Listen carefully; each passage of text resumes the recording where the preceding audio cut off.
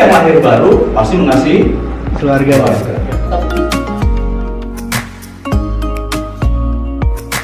Ada satu titik terang itu. Kita berpindah dari alam maut menuju pada kekekalan. Yes. Amin.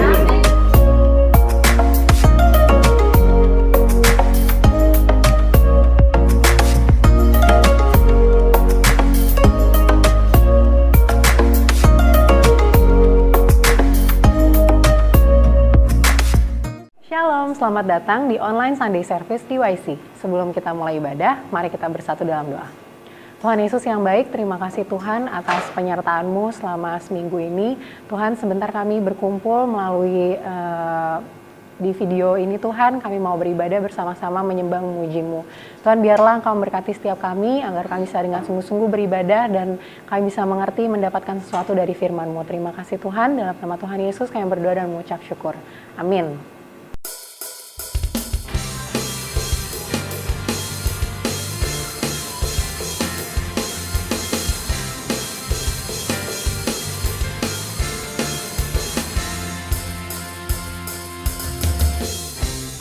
Tuhanku Maha Besar, Tuhanku Maha Kuasa, Raja segala raja.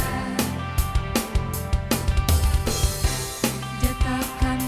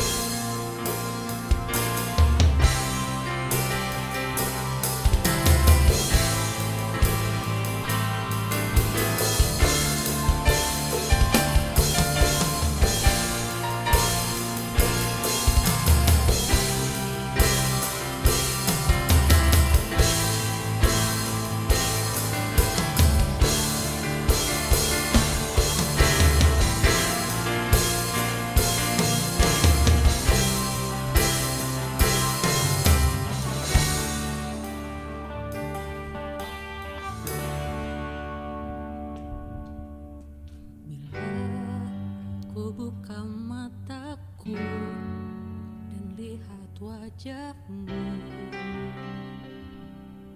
Ku terkagum bila ku lihat hidupku dan karya tanganmu. Ku tersanjung karena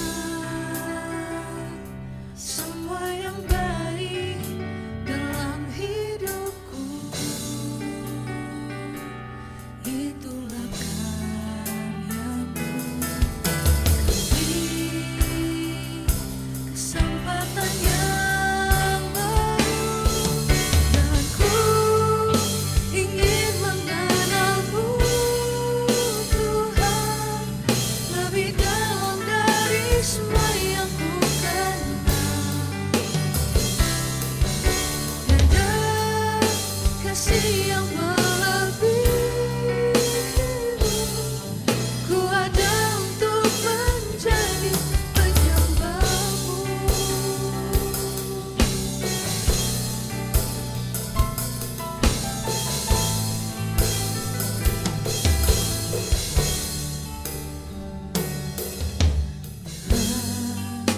Ku buka mataku dan lihat wajahmu. Ku terkagum bila ku lihat hidupku dan karya tanganmu. Ku tersanjung karena semua yang baik dalam hidupku itulah karyamu. Beri kesempatan yang baru dan ku ingin mengenalmu Tuhan lebih dalam dari semua yang ku kenal. Tiada kasih yang melebihimu. Ku ada untuk menjadi penyembahmu dan ku ingin mengenalmu Tuhan lebih dalam dari semua yang ku kenal. Tiada kasih yang melebihimu. Ku ada untuk menjadi penyembahmu dan ku ingin mengenalmu Tuhan lebih dalam dari semua yang ku kenal. Tiada kasih yang melebihimu. Ku ada untuk menjadi penyembahmu. Ku ada untuk menjadi. Ku ada untuk menjadi. Ku ada untuk menjadi penyembahmu.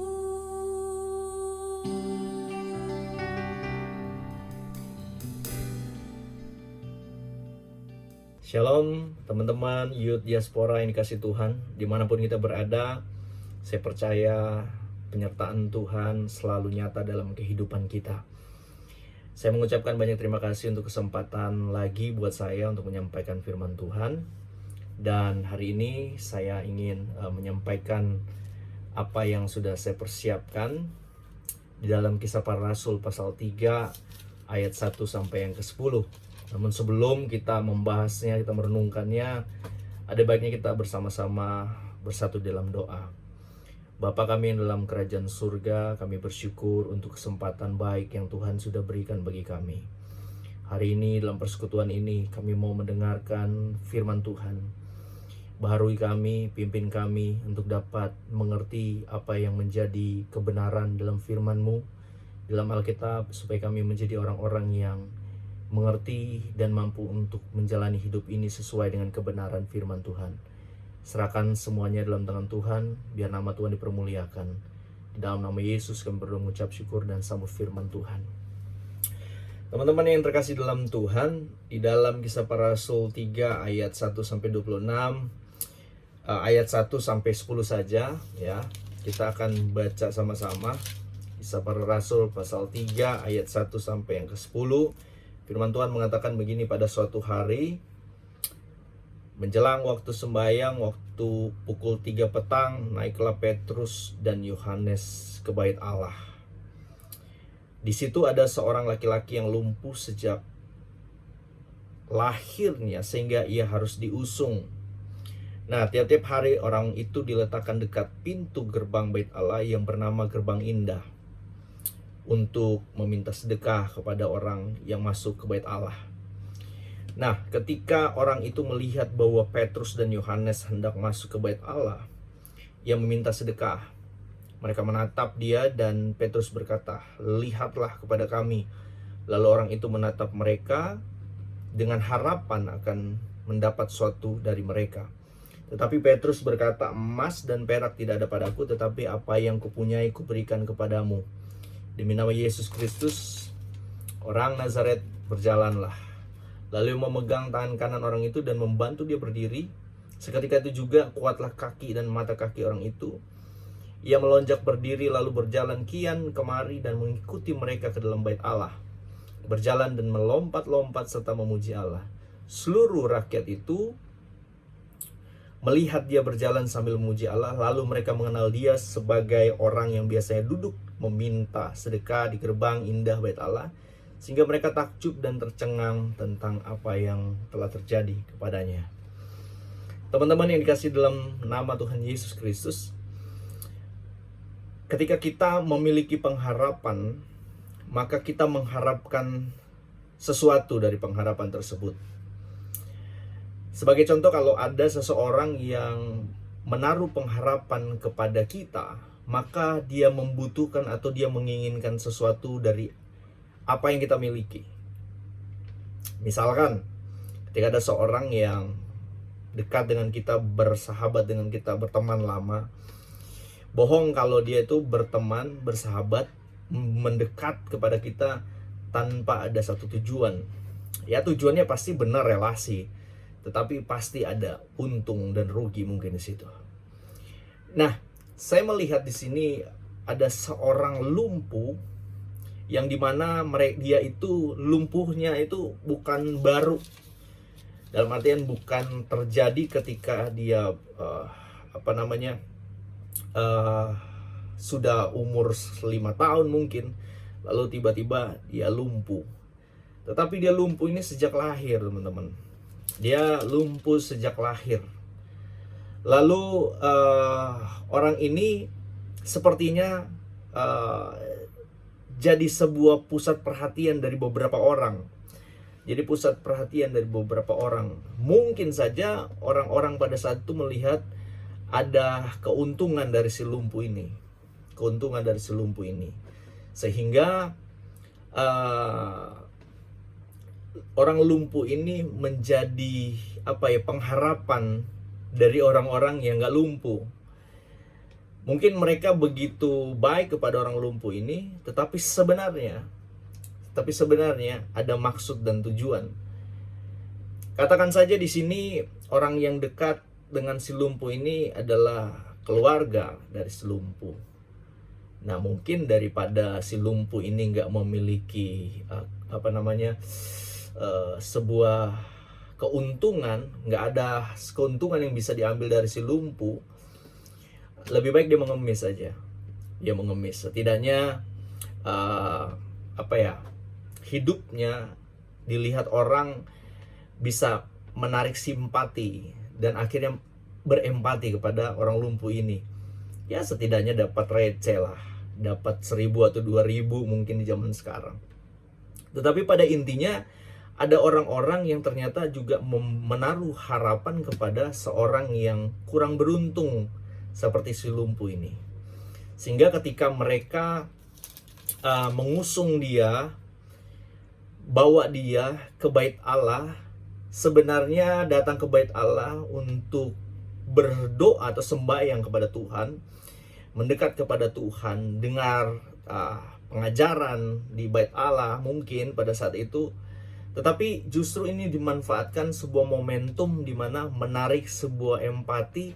Kalau orang-orang yang mungkin datang ke bait Allah adalah orang-orang yang mungkin memiliki hati yang punya kasih gitu kan. Nah, bisa saja ketika orang-orang yang melintas dekat gerbang indah itu, yang dimana ada orang lumpuh itu duduk, mereka tergerak dengan belas kasihan. Mungkin seperti itu. Sehingga ya ketika mereka lewat, dilemparlah receh beberapa dinar mungkin, ya kan, lempar ke orang lumpuh tersebut, dan sudah gitu. Ketika mereka sudah memberi, yang jelas sebagai orang yang beragama setidaknya memperhatikan orang miskin gitu. Dan lebih lagi orang miskin ini lumpuh lagi kan. Nah, tetapi pada waktu hari menjelang waktu sembahyang, yaitu pukul 3 petang, di sini orang Yahudi itu selalu punya kegiatan rutinitas agamawi, di mana mereka selalu berdoa itu dalam sehari 3 kali kalau nggak salah, pagi, siang, dan petang. Nah, mereka berdoa di sana, pastinya berdoa untuk dekat dengan Tuhan gitu kan. Tapi ada juga orang-orang yang berdoa atau datang kepada Tuhan itu hanya sebuah stor muka, ataupun biar kelihatan bahwa dia adalah orang yang beragama gitu kan. Nah, pada suatu hari ketika hari menjelang waktu sembahyang, naiklah Petrus dan Yohanes ke bait Allah. Ketika mereka naik hendak pergi ke bait Allah untuk berdoa, ya mereka pastinya berjumpa, mau nggak mau pasti mereka akan berjumpa dengan laki-laki lumpuh ini, ya kan. Ketika mereka jumpa dengan laki-laki ini, yang dimana saya sudah jelaskan tadi, dia diusung oleh beberapa orang untuk datang ke situ. Entah mereka yang mengusung itu adalah orang-orang yang punya ketulusan atau punya pamrih di situ, nggak penting di situ. Yang jelas ini adalah momentum atau hari yang tepat untuk si lumpuh ini. Si lumpuh kan nggak bisa ngapa-ngapain. Ya kalau misalkan dia bisa dibawa ke bait Allah, mungkin dia udah bersyukur. Apalagi dia bisa dekat dengan Tuhan. Ya walaupun cuma di gerbang indah, dekat dengan bait Allah di situ. Ya walaupun tujuannya di situ harus mengemis, ya setidaknya mungkin si lumpuh ini ya yang penting saya atau gue dekat dengan Tuhan gitu kan. Nah, momentum pada saat itu, kesempatan yang indah yang saya lihat ketika Petrus dan Yohanes datang hendak berdoa, beribadah di sana. Mereka pastinya digerakkan oleh anugerah Tuhan. Saya percaya itu. Sehingga apa? Yang mungkin sudah bertahun-tahun atau berpuluh-puluh tahun si lumpuh ini ada di dekat bait Allah, namun tidak pernah merasakan atau menikmati Allah itu sendiri. Nah, pada saat ini momennya dia merasakan atau diberikan kesempatan untuk mengecap kebaikan Tuhan.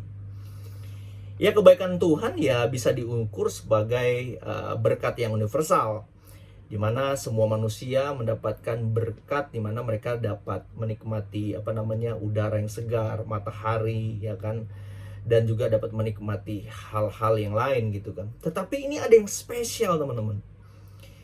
Si lumpuh yang sudah sejak lahir ini menderita, dalam artian dia menderita tidak dapat menggunakan kakinya untuk pergi kemana-mana gitu kan. Tiba-tiba oleh anugerah Tuhan disamperin sama Petrus dan Yohanes.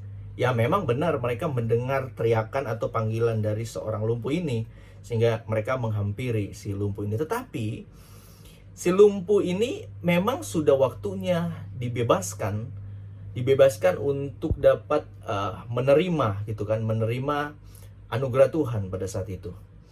Nah, ketika orang itu melihat bahwa Petrus dan Yohanes hendak masuk ke bait Allah, ia meminta sedekah. Ketika mau masuk, dia minta sedekah. Petrus, enggak juga ya, dia juga kenal si Petrus kan. Paling Pak, minta Pak, gitu kan. Sedikit aja Pak mungkin. Nah, lalu di ayat 4 mereka menatap dia itu artinya orang-orang di situ itu bukan hanya si lumpuh saja, pasti ada orang-orang lumpuh lainnya mungkin di situ kan. Ada beberapa pengemis juga yang ada di situ. Kayak misalkan kalau kita lihat ada hari raya kekristenan, Natal biasanya juga ada tuh. Habis Natalan mungkin di depan-depan gereja kita atau di jalan-jalan tuh pasti ada orang-orang yang sudah bersiap-siap dengan keadaan mereka yang memohon belas kasihan kita. Nah, mereka juga sama gitu. Mereka mengharapkan belas kasih dari orang-orang tersebut, khususnya si lumpuh ini mengharapkan belas kasihan receh dari Petrus dan Yohanes. Mereka menatap dia dan Petrus berkata. Nah, pada waktu mereka menatap, dalam bahasa aslinya itu eido gitu kan. Melihat, tetapi melihat bukan melihat dengan sebuah pengharapan, tetapi melihat ada apaan sih gitu. Si Petrus sama Yohanes itu punya apa gitu kan. Apa yang bisa gue dapat dari dia gitu. Nah, di sini dikatakan bahwa lihatlah kepada kami. Ada satu kata yang berbeda dengan melihatnya seorang lumpuh kepada mereka, dengan Petrus dan Yohanes mengatakan lihatlah kepada kami. Kalau tadi seorang lumpuh melihat kepada Petrus dan Yohanes hanya melihat dengan mengharapkan sesuatu, apa sih yang dimiliki sama Petrus sama Yohanes? Tapi ketika di ayat 4 mereka menatap dia dan Petrus berkata lihatlah kepada kami. Kata lihat di sini berarti epeko. Epeko artinya lihat nih. Lihat dan perhatikan baik-baik apa yang akan kamu dapatkan dari pengharapan dari apa yang kamu lihat daripada saya. Misalkan seperti itu. Lihatlah kepada kami. Lalu orang itu menatap mereka dengan harapan akan mendapat sesuatu dari mereka. Dalam artian, wah, ada sesuatu yang mungkin bisa dikatakan kejutan dari seorang Petrus dan Yohanes yang akan diberikan kepada seorang lumpuh ini. Dimana seorang lumpuh ini mungkin sudah berharap banget gitu. Kenapa? Karena Petrus dan Yohanes sudah ngomong, lu lihat nih, lihat, perhatikan baik-baik apa yang gue bisa berikan sama lo, misalkan seperti itu. Nah, ketika orang lumpuh ini menatap dengan harapan untuk mendapat sesuatu, ya orientasi mereka, harapan mereka hanya mengharapkan uang gitu. Hanya mengharapkan ya udah recehan gitu, belas kasihan lo, gue nggak butuh yang lain, yang gue butuh itu lu kasih gue duit, udah itu doang. Tapi beda nih, Petrus dan Yohanes beda banget. Dia mengharapkan untuk lu melihat dengan sangat-sangat fokus, bukan melihat apa yang ada di sakunya Petrus dan Yohanes, tapi apa yang ada di dalam hati dari Petrus dan Yohanes. Apa yang menjadi visi dan misi dari Petrus dan Yohanes. Apa yang menjadi tujuan Petrus dan Yohanes ada di situ. Lihat gitu. Artinya di sini Petrus dan Yohanes pengen memberitahukan, lu lihat. Yang lu harapkan itu bukan hanya sekedar recehan, belas kasihan, emas perak doang. Tapi ada sesuatu yang lu lebih butuh, bukan hanya lu inginkan. Apa itu? Kalau lu inginkan palingan cuma emas dan perak, that's it, selesai. Dan lu akan bertahun-tahun ngulangin lagi. Hidup lo akan seperti itu aja terus. Nggak ada perubahan, itu aja. Bolak-balik diusung hanya untuk meminta receh, emas dan perak, selesai. Koin gitu kan. Tapi Petrus dan Yohanes mengajak dia untuk, yuk, lu tuh butuh lebih daripada itu. Lu butuh itu lebih daripada sesuatu yang sifatnya tuh hanya sementara gitu. Ketika lu dapat materi, uang gitu kan, ya itu hanya sekedar mengisi kekosongan lu dari hari ke hari saja. Selesai, uangnya habis, ya udah, hampa lagi hidup lu. Tetapi ini ada sesuatu hal yang tidak mungkin sia-sia ketika diberikan. Hidup lu yang hampa akan dipenuhi, akan merasa kelimpahan di dalam pemberian ini. Kenapa? Karena pemberian dari Petrus dan Yohanes ini adalah pemberian yang tidak biasa. Pemberian yang tidak dilakukan oleh manusia lainnya. Dalam artian si kaya bisa memberkati si miskin, memberi kepada si miskin. Tidak hanya itu. Ini lebih dari pendeta ataupun guru-guru ataupun imam-imam pada saat itu memberikan sebuah wejangan ataupun sebuah pengajaran. Ini lebih. Dan Petrus dan Yohanes ingin memberikan kepada seorang lumpuh ini adalah pribadi. Pribadi yang sudah membuat mereka yakin bahwa keselamatan yang dulu tidak mungkin, yang dulu mungkin mustahil, pengampunan yang dulu tidak mungkin, dulu mustahil, sekarang bisa didapatkan. Akhirnya apa? Akhirnya di ayat 5, lalu orang itu menatap mereka dengan harapan dan mendapat sesuatu dari mereka. Dan ayat 6, tetapi Petrus berkata, emas dan perak tidak ada padaku, tetapi apa yang kupunyai kuberikan kepadamu. Emas dan perak, Petrus dan Yohanes secara jujur ngomong gak punya. Tetapi ada yang lebih dari emas dan perak. Ada yang lebih berharga daripada segala sesuatu yang kamu harapkan selama ini. Sehingga rela untuk diusung, duduk seharian, berjam-jam, hanya untuk mendapatkan itu. Ada yang lebih daripada itu, yaitu membebaskan dirimu dari kelumpuhan jasmani dan juga kelumpuhan rohani. Apa itu? Demi nama Yesus Kristus, orang Nazaret itu berjalanlah. Lalu ia memegang tangan kanan orang itu dan membantu dia berdiri. Seketika itu juga kuatlah kaki dan mata kaki orang itu. Wow, luar biasa teman-teman. Apa yang diharapkan oleh seorang lumpuh ini yang sejak lahir adalah sebuah perkara jasmani. Namun jasmani ini pun tidak pernah membawa dia secara puas untuk menikmati anugerah Tuhan. Ya berkat seperti itu ya anugerah Tuhan, uang, materi itu berkat Tuhan. Tetapi lebih daripada itu, dia mendapatkan kesembuhan untuk berjalan. Itu lebih dari itu.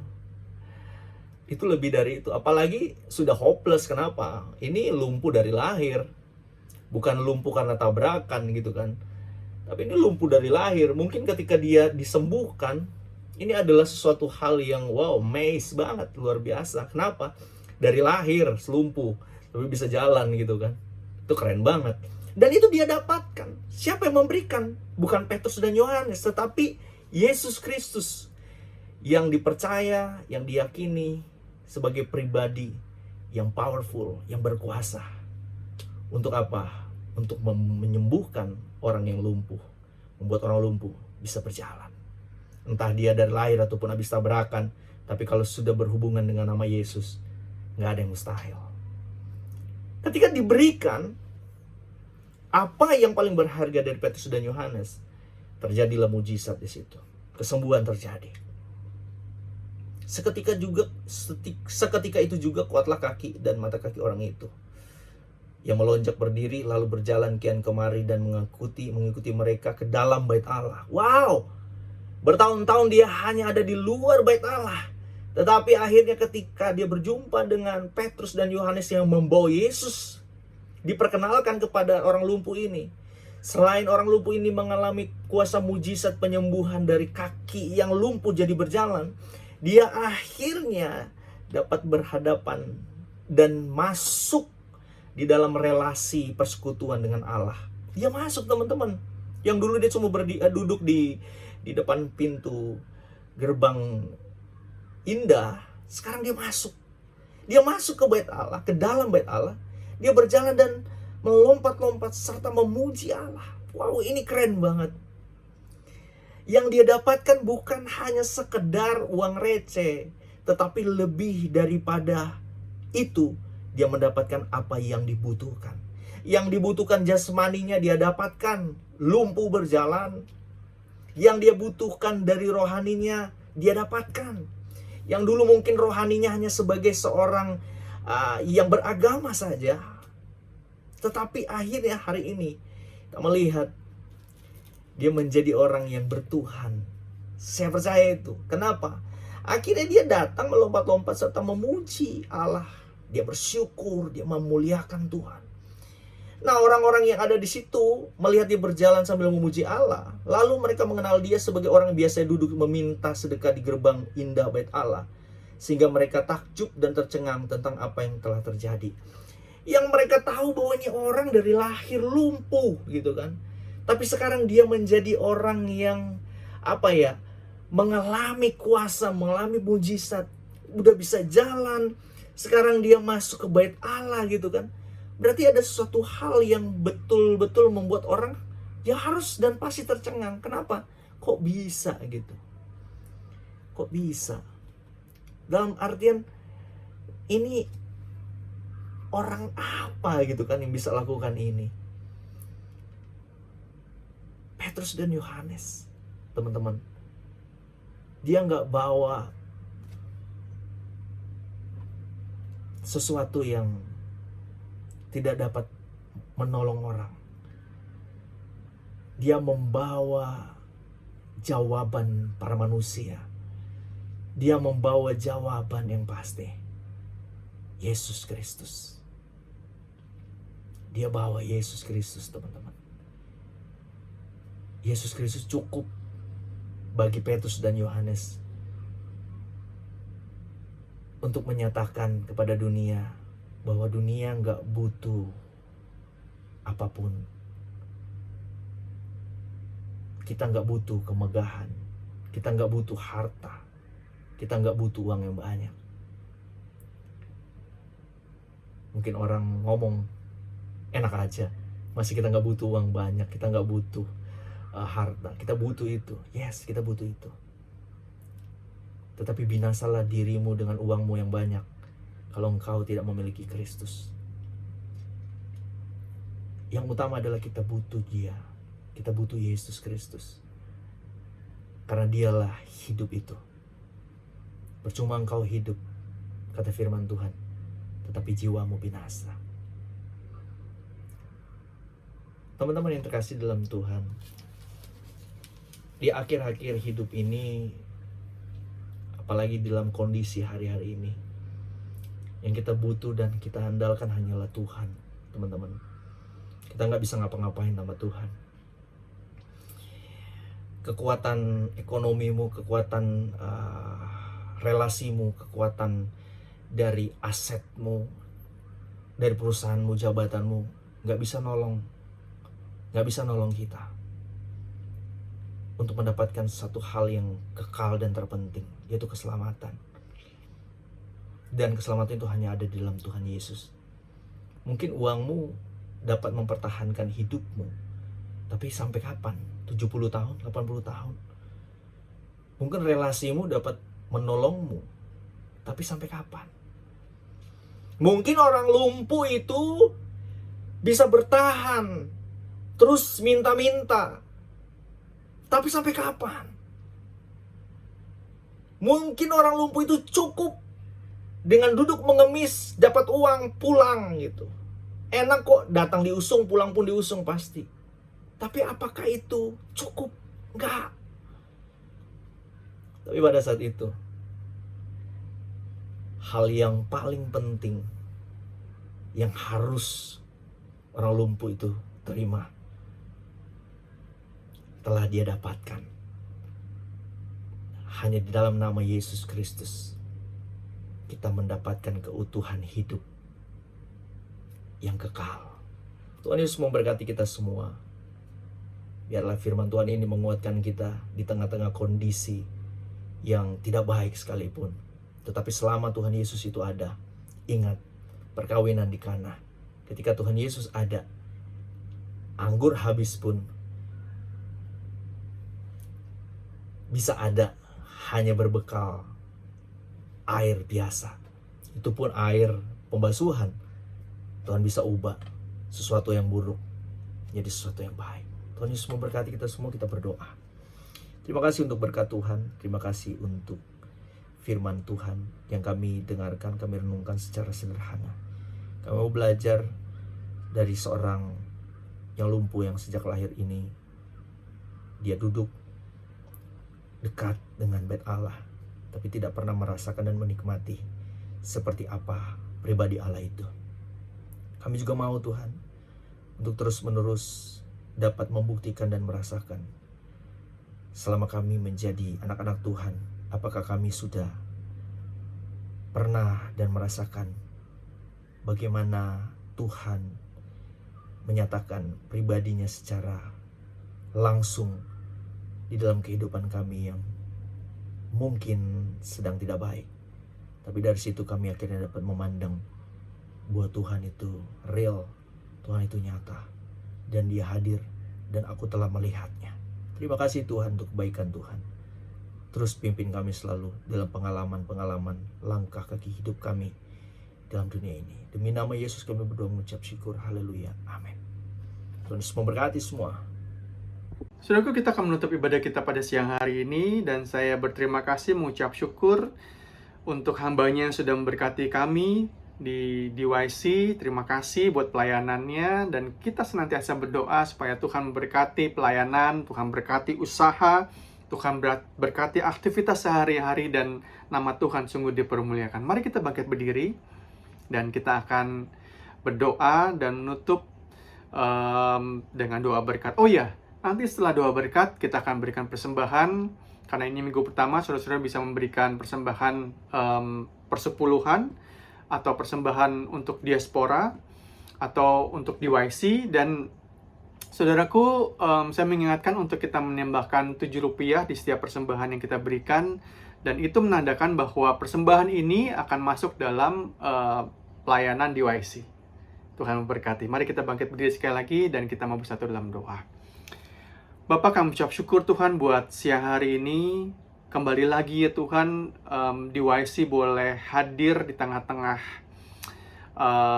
ibadah, dan mulai bulan ini ya Tuhan, kami sudah melakukan ibadah kembali. Dan Tuhan, kami berdoa kepada Engkau, senantiasa Engkau berkati setiap kami, siapa pengurus di dalamnya ya Tuhan, dan dalam setiap kesibukan mereka ya Bapa, Engkau campur tangan, Engkau ambil bagian ya Tuhan dalam pelayanan DYC ini. Kami juga berdoa Tuhan untuk setiap jemaat DYC.